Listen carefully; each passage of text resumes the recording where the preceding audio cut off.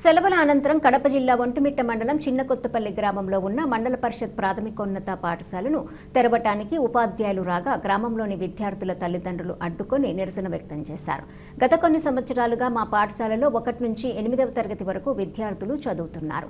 ఇప్పుడు ఉన్నపాటిగా 6, 7, 8 చదువుకున్న తమ పిల్లలు ఒంటిమిట్ట జిల్లా పరిషత్ ఉన్నత పాఠశాలలో చదవాలంటే ఇబ్బందులు పడతారు. ప్రభుత్వం పునరాలోచించి మా స్కూల్ అలాగే ఉండేలా చర్యలు తీసుకోవాలని కోరారు.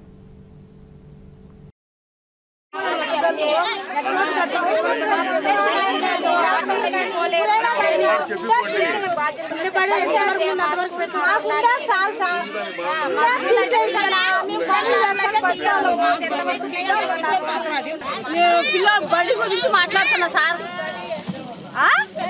ఎల్లకాలం బడి ఉంది, ఇప్పుడు ఎట్లా లేకుండా పోతుంది, తరగతులు మారుతాయా? ఎట్లేక గవర్నమెంట్ చేస్తున్నారని లేకపోతే సార్లు చేస్తున్నారని ఊర్లో చేస్తున్నారని ఊరు చేస్తున్నారని ఈ బతుకము ఏ దానికి చేస్తున్నారని 4 పిల్లలు అనుకుంటుంది ఒక అమ్మ.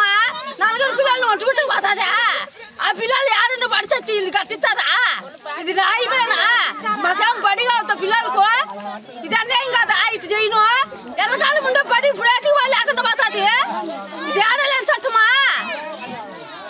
ఒక అమ్మ ఉన్నమ్మ ఉంటుంది, ఒక అమ్మ లేనమ్మ ఉంటుంది. అందరూ సర్దుబడి పోవాలి కదా, గవర్నమెంట్ పెట్టింది అందుకే కదా. ఇది న్యాయమా?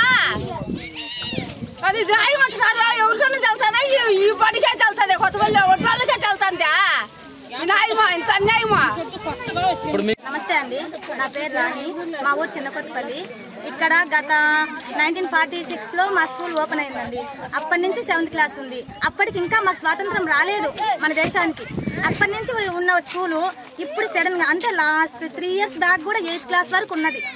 అంటే ఎప్పుడంటే జగన్మోహన్ రెడ్డి గారి పరిపాలనలో 8th క్లాస్ కంబైన్ చేశారు. ఇప్పుడు ఏమైంది, 3 years నుండి 8th క్లాస్ కంబైన్ చేసిన వాళ్ళు ఇప్పుడు ఈ తరహాలో 5th వరకు ఎందుకు పెడుతున్నారో మాకు అర్థం కావడం లేదు. నాకు వచ్చేసి 3 పిల్లలండి. ఒక బాబు 5th క్లాసు, ఓ బాబు 2nd క్లాసు, ఓ బాబు 7th క్లాసు. ఇప్పుడు ఈ పిల్లల్ని మేము ఎక్కడికి చేర్పించుకోవాలి? మేము పొద్దున్నే 6 గంటలకు పనికి వెళ్ళాలండి. మా పిల్లలకి క్యారీలు వండి పెట్టే ఓపిక కూడా మాకు లేదు. పనికి వెళ్తే కానీ మాకు పూట గడవదు. మా భర్తలు ఎక్కడికో దూరవారం వెళ్తారు. మేము మా పిల్లల్ని రెడీ చేసుకొని స్కూల్కి పంపాలా, లేదు మేము పనులకు వెళ్ళాలా? ఏం చేయాలండి? మాకు అర్థం కావడం లేదు. మాకైతే మా స్కూల్ కావాలండి.